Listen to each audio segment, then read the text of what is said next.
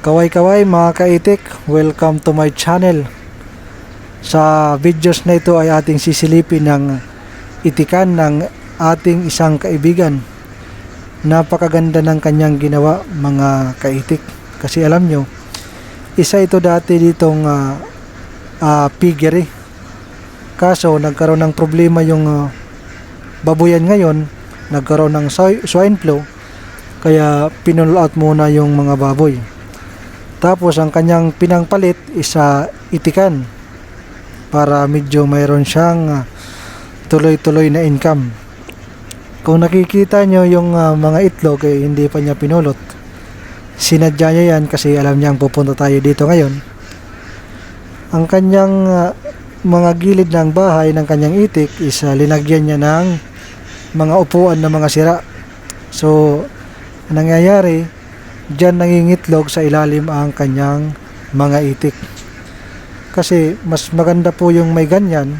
Mayroon kayong ginawa na mga division na ganyan. Kasi ang mga itik, gustong gusto yan. Mayroong ganyan na parang privacy. Mayroong kwarto-kwarto na sumisiksik sila dyan pag nangingitlog. Ayan. Yung itik niya is 250 na babae at saka 25 na lalaki. Kung baga ang kanyang ginawa 1:10. So isang lalaki, 10 babae. Okay. Ayan nagkalat ang mga itlog nandyan sa mga gilid. Hindi pa siya nag-harvest ngayong umaga. Kaya masasabi ko sa mga baguhan na mag-iitikan, gustong subukan ng mag-itikan, wala talagang imposible pag gusto mo. Katulad ng isang kaibigan natin na ito, makikita nyo piggery ginawa niyang bahay ng itik. Ang kanyang mga ginawa, ang bahay ng kanyang babuyan is pinaikutan niya ng net para hindi makapasok yung aso, pusa at lalo na yung sawa, yung mga predators na pwedeng pumatay sa mga alagang itik, yung mga pwedeng makaistorbo. At saka kung mapapansin nyo, malapit lang sa kabahayan tong kanyang itikan. Sa aking experience, yung ganitong itik, yung hindi pa masyadong marami, mga umaabot pa lang ng 300, 400, pwede pa yan sa mga malapit sa kabahayan. Meron siyang automatic machine na ginawa para sa feeds. Ayan. Diyan po binubuhos yung feeds para tuloy-tuloy lang po yung kain ng itik. At saka meron siyang konting paliguan. Ayan okay na yan, mga ganyan na paliguan. Ayan nga, yung sabi ko na pag ganito lang karami na itik, karami is pwede pa yan sa mga malalapit yung bahay. Kasi hindi pa yan masyadong maingay at hindi pa yan masyadong mabaho. Pero kung aabot ka na ng 1,000 pataas, yan na ay medyo may amoy na, lalo na kung basa yung lupa at saka masyado niyang maingay. Kaya mas maganda dyan, doon ka sa medyo malayo-layo sa mga kabahayan para hindi marereklamo. Ayun, meron tayo napansin na yung PVC na orange, yun ang ginawa niyang inuman ng itik. Ayan,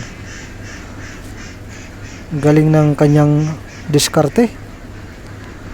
Imagine, ang kanyang babuyan ay ginawa niyang, ang kanyang bahay ng baboy ay ginawa niyang bahay ng itik. Mayroon siyang ilinagay na dalawang bulb na mababa lang. Ang purpose dyan, kahit gabi makikita niya ang pagkain nila. At saka pag nangingitlog nila, makikita nila. Tapos, ang pinakaano pa dyan, pangtaboy din yan sa mga pwedeng pumatay sa kanila. Para hindi lumapit kasi may ilang, kasi mayroong ilaw. Ayan mga kaitik, Yun, mayroon dyan, dito sila kumukuha ng patubig. Ayan, sa mga nagtatanong kung kailangan ba ng paliguan talagang itik, hindi yon kailangan talaga ng paliguan. Kahit langga na lang yan, makasawsaw yung ulo nila, ayos na yan. Ang importante dyan, maganda ang supply ng pagkain nila, maganda ang supply ng iinumin nila na tubig. Yan ang importante dyan. Kaya masasabi ko lang sa mga gustong magsimulang mag-itikan, walang imposible yan pag mayroon kang pangarap. Ayan, tulad ni kaibigan natin ngayon, nagsimula siya ng 275, hindi man lang niya pinaabot ng 300. Kasi nga ang ginawa niya is 1:10. Ako naman, ang ginagawa ko, meron pa siyang dito, meron siyang solar light. Iisa. Sakaling meron siyang emergency light. Kahit brown out. Galing ng ating kaibigan. Yun nga, balik tayo sa paglalagay ng itik. Ako naman, ginagawa ko is 1:9. Bali 10 lahat. Isang lalaki, 9 na babae. Pero ang kanyang ginawa, 1 na lalaki, 10 na babae. Ayun. Yun, mga kaitik. Napakagaling ng isa nating kaibigan na ito.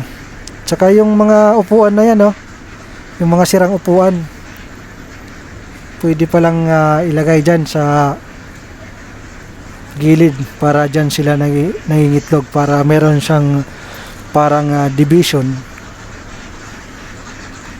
So mga kaitik, sana nagkaroon kayo ng idea. Kung meron kayong backyard na medyo malaki-laki, kakasya ng 300 to 500 is pwede na yan. Pwede pa yan sa sa backyard, yung mga 500 ganyan. Wag lang lalampas ng mga 1,000 kasi sobrang ingay na yan, makakadisturbo sa ating kapitbahay. Baka mapagalitan tayo. Yun lang mga kaitik, shinare ko lang ang na to at pinasilip ko sa inyo kasi bilib ako sa ating isang kaibigan na ito. Yung bahay ng kanyang baboy is kinonvert niya bilang itikan. Yun lang mga kaitik.